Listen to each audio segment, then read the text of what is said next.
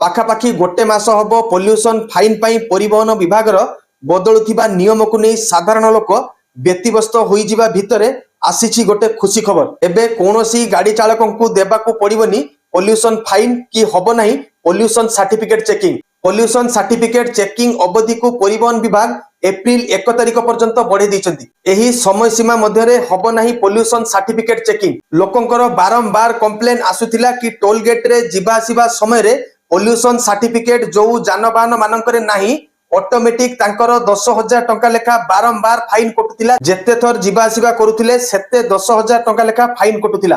परिवहन विभाग रो निर्देश अनुसार आउ कोनोसी टोल गेट रे ऑटोमेटिक पॉल्यूशन पाई फाइन कटिबो नाही एप्रिल 1 तारिख पर्यंत। तो आगरू जेउ सब फाइन लागिछि से फाइन को जमा न कले करि परिबेनी पॉल्यूशन सर्टिफिकेट। किंतु इहारी भितरे गाड़ी चालकों पई गोटे आश्वस्ति देला भलिया खुशी खबर आसीछि। जो मानकर ट्रैफिक चालान नगद 3 मास भितरे थिबो सेमानंकु दबाकू पड़िबो नाही कोनोसी फाइन एवं करि परिबे पॉल्यूशन सर्टिफिकेट। जदि आपनकर फाइन 3 मास भितरे अछि एवं आपण लंबा लाइन रे ठिया होई सारी पॉल्यूशन सेंटर पहुंचला बेलकू पॉल्यूशन सेंटर वाला मना करूची जेते पर्यंत आपण फाइन जमा न करिवे आपनकु पॉल्यूशन सर्टिफिकेट मिलिबो नाही। तुरंत स्क्रीन रे दिया जाइथिबा एई हेल्पलाइन नंबर को कॉल करिकिनी जोगाजोग करंतु। देखिबे आपनकु आपनकर पॉल्यूशन सर्टिफिकेट संगे संगे मिली जिवो। आउ जो मानकर 3 मास पूर्वरु ट्रैफिक चालान किंबा पॉल्यूशन पई फाइन लागिछि सेमानंकु निहाती जमा करिया पई पड़िबो फाइन। तापरे जाई सेमानंकु मिलिबो पॉल्यूशन सर्टिफिकेट। जनसाधारण को असुविधा को सामने रे रखी परिवहन विभाग एई सबु नियम रे कोहळ करिछि एप्रिल 1 तारिख पर्यंत। तेणु एप्रिल 1 तारिख आगरू गाड़ी रो सबु कागज पत्र को ठीक से करे नियंतु एवं जांच करि नियंतु ठीक अछि कि नाही। कारण एप्रिल 1 तारिख परे आउ गाड़ी चालक मानंकु त्राही मिलिबो नाही। कड़ाकड़ी भाबे हबो गाड़ी चेकिंग। काहाकु भी अपेक्षा न करी सरकारक नियम को पालन करी तुरंत आपनक निज निजर पड़िथिबा फाइन को जमा करी पॉल्यूशन सर्टिफिकेट बाहर करनियंतु। कारण पॉल्यूशन सर्टिफिकेट जदि आपण एई चिंता करी करू नांती कि सरकार आगु को किछि नियम कोहळ करिवे एवं फाइन माफ होई जिवो आमे एबे पॉल्यूशन सर्टिफिकेट करिबा नाही आउ किछि दिन वेट करि जिबा। जदि एई चिंता मनरे रखी चुपचाप होई बसिथिबे आदो भूल करंतु नाही। जथा शीघ्र जाई पॉल्यूशन सर्टिफिकेट करे नियंतु।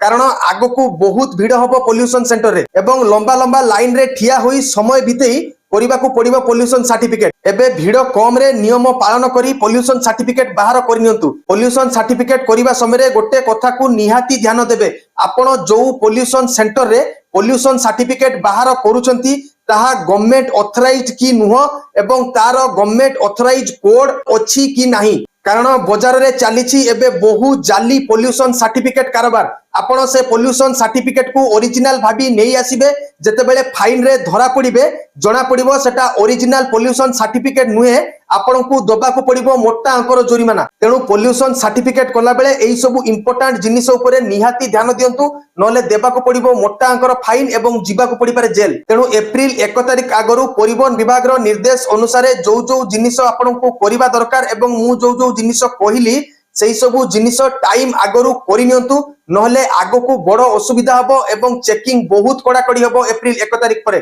सेते बेले आपण को दबा को पड़िबो मोटा अंकर जोरिमाना जेतु सरकार आपण को बहु टाइम देले आपण को गाड़ी रो सबु कागज पत्र एवं पॉल्यूशन सर्टिफिकेट करिया पई। जदि करि नथिबे हेळा ज्ञानी होई किंबा किछि चिंता करी कि आगो को सरकार सबु फाइन छाड़ करि देबे तापरे आमे पॉल्यूशन सर्टिफिकेट एवं गाड़ी रो कागज पत्र करिबा सेतिपई वेट करिथिबे आदो एई चिंता रे बसंतु नाही कि सरकार आगो को सबु फाइन माफ करि देबे करि सारला परे आमे पॉल्यूशन सर्टिफिकेट बाहर करिबा।